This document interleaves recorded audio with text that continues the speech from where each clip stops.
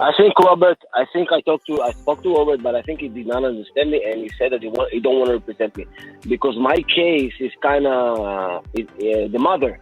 She made it very disgusting, and I think he don't want to deal with it. But I did call to your office, so I did spoke to someone, and they told me that it's a due process. It's a due process lawsuit. All my cases they violate. They never interviewed me, never investigated me, never asked me any question. They just blocked me, just listened to the mother, and whatever she said, it's true.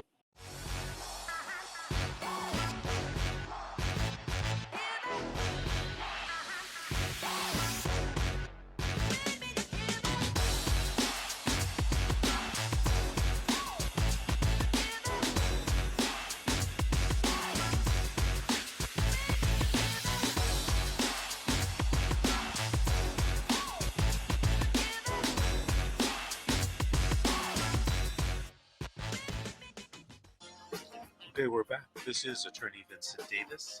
This is The Secret, How to Fight CPS and Win. I'm on with my co-host, Mr. Brian Hamilton, and Miss Amanda Cisco. Right now, we're going to take a call from Central California. I hope I'm pronouncing this right. Itamar? Itamar, did you have a story to tell? Itamar. Yes, Itamar. Yes. How are you, sir? I'm good. Thank you. Thank you for answering my call.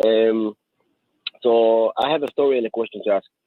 I'm in Santa Clara County, and I'm on a 300 petition. I have 4 children, and it's been more than a year already that I'm restrained from my children for 2 years, and I see my children on visitation, supervised visitation, and there's a 12 months review next month, but it's going to be it's already 14 months. So I'm, let's say 400 days restraint for my children. And my supervised visit, they started to be at home already, my home. So they want to step down. And the reason for my call is I understand I know they violate, the entire case is a lie, and they violate my 14th Amendment.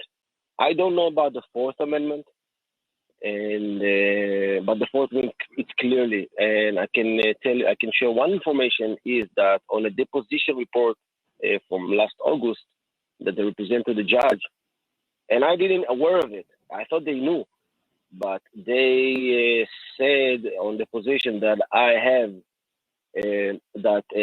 me myself, I've been arrested and I've been released, and the district attorney dropped the child endangerment charges, but I have the social worker signed it that it's true that I have sexual assault pending charges against the mother, and it's not true. I never been arrested for that. I never been questioned for that. The district attorney never put any charges on me. And they followed that, and they represented to the judge. And that's why they restrained me also. And it's also about the lies the mother said, and they know it's a lie already because I'm going to get my children back. And my question is about the federal lawsuit against the CPS, of course in federal, because I know it's better to do on a federal court. And I understand if there is a lie, and that's black and white, lie on a disposition report,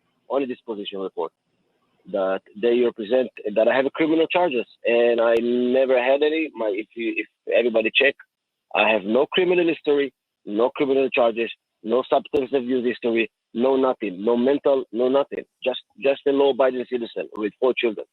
So my question is, how do I proceed to get monetary damages? Well, you're going to have for me and my children. Well, you're going to have to find a lawyer that's qualified in civil rights cases against CPS, and you're going to have to come up with a strategy, and hopefully that lawyer and you will implement that strategy. I mean, what you have said, I hear these allegations all the time, and, I tell people in the right circumstances, you should pursue your federal civil rights cases. It's Right. it's Okay. the only thing that you can do, and the only thing to hold CPS accountable. All right. Okay. So Now, let me so tell I you, have a kid. but let me tell you this: Okay. it's easier said than done, right? So you can Okay. say, "Oh, I'm going to sue them," but suing them is one thing. Winning, that's a whole Okay. different subject. All right. The maze that you're about to enter into is complex, and Okay. you don't want to do it yourself. You want to make sure that you get an attorney that you can work with. Okay. There's a So there's a guy up in your area. Actually, there's two. The first guy is his name is Robert. I can't think of his last name, and the other guy is named. I think Robert. I think I spoke to Robert, but I think he did not understand me, and he said that he don't want to represent me because my case is kind of the mother. She made it very disgusting, and I think he don't want to deal with it. But I did call to your office, so I did spoke to someone, and they told me that it's a due process. It's a due process lawsuit. All my case they violate. They never interviewed me, never investigated me, never asked me any question. They just blocked me, just listened to the mother, and whatever she said, it's true. And now it's back fire on them. Now they know that, wait a minute, he doesn't have any charges. So what did we do? Okay, so they just damaged my children, and now they always changing social caseworkers and supervisors. Now the current supervisor is the second one. She already started to threaten me and telling me, I want to apologize. You said you're gonna, because I'm a dual citizen. Me and my wife are dual citizen. Well, I'm from Israel, and I always listen. You're retaliating me. You're retaliating my children. And what do you want me to do? To go and abandon my children and just start a new family? I can do that. I have no charges. I'm a free man. I can do that. Go back to my family. And so, and I had a conversation, and she told me, okay, I can charge you on that. I want to apologize for your children that you said you're going to abandon. Okay, don't threaten me. Thank you. And the other hand, she said, okay, we can take the children away from you. Really? Again, I told her, don't threaten me. Really? That's what you're doing? Like, my children are suffering because of you. My children want their dad. My children behaving very badly because they can't see their father. And last visit, it was yesterday, and I have security cameras. And now I send to the social worker, see how one of my child behaved like he already threatened to kick people. He threatened, and I'm asking why you want to do that, because he hates people, and he's breaking my stuff at my home, he's hitting me, and there is also, a parental alienation. So they do hide information from the judge, and I did say that to the judge on April, and actually the judge told me in front of everyone that she believes me. She said I'm authentic, what I'm saying, and I know that they have nothing against me. They cannot hold anything against me.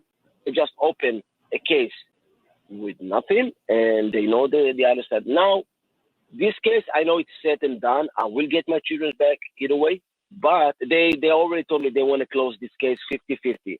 And I'm saying, wait a minute, false allegation, you want to close it 50-50? False allegation, what the mother deserves, because the kids need the mother need to be punished, and she can get the children back. But that's not the case. So my case is, I want to file a lawsuit on federal. When should I do that? Only when the case is dismissed, or I can do that right now? Theoretically, you could do it right now, but it might be better strategically when the case is dismissed and you get the children back in your custody. All right, there's a lot of strategy, and that's why I said you got to find an attorney, because on top of everything else, the statute of limitations may be expiring as we talk. So you don't want to wait too long to do it, but you don't want to wait too So wait a minute. do it too soon. Sorry about it. So it's a very, the statute of limitation, it's 2 years when the case dismissed or when the case is open? That's a really good question. It could be either. Because It could be either, Okay. but someone has to do actually some type of analysis, constitutional and statutory analysis on that issue. It could be from the case is open. It could be when it's closed. It could be when you get your kids back. It just depends on what the Okay. claim is. We've just talked generally What it? about what the claim is, but we haven't talked specifically. And the person that does that Okay. analysis for you is going to have to know the facts of this case so that they can give you a good opinion about when the statute runs. Okay. So I got a recommendation to you to hire your office. So that's what. Okay. Well, call me on Monday, 888-888-6582. Ask to speak to me or make an appointment to speak to Okay. me directly, and we'll talk more about your case then. Okay? All right. I Hey, appreciate that. I want to thank you for calling. Thank you. Sincerely, and thank you for listening. Thank you. I really appreciate it. All right. 2 minutes. Brian, I have a question for you. In cases like this, is there any, I guess, psychological or emotional issues that arrive with parents that you see that do lose their children through the CPS system? One of the things that I have noticed most often with my clients is that they tend to kind of go into what we would call pressured speech, where they just keep talking, and going over the case and going over all of the things that they're trying to do, and to get their kids back, and going on and on and on. And basically, what it is it's a defense mechanism that they're using to try and kind of make sure that they're being heard without being interrupted. So that's one thing that I have seen that's been quite common for a lot of the people that are struggling with kind of their CPS cases. But the other thing that I see a lot is this need to just try to control everything, even like these really like inconsequential details about their case or about the foster family or things like that. And so much of what I find when I'm working with these clients is being able to help them kind of just realize, okay, there's a lot of stuff that's going on, and there's a lot of stuff that you just kind of need to let go, because we're not going to be able to control how the foster family interacts with you. We're not going to be able to control how CPS is interacting with you. All we can control is how you interact with them. And so I tend to use a lot of something that's called acceptance commitment therapy with a lot of my clients, because it helps them kind of realize, all the things that they can't control, and that one of the biggest things that they can control is themselves, and being able to make sure that they are presenting themselves well, that they're being able to be courteous, that they're using things like, like mindful breathing or self-care in order to try and manage a lot of the stress and frustration and depression and hopelessness that's all coming up as a result of going through this process of trying to get their kids back. Yeah. All right. Well, thank you for that analysis, Brian. We got to take another break right now. This is The Secret, How to Fight Child Protective Services and Win. We'll be back with more calls, more stories right after these messages.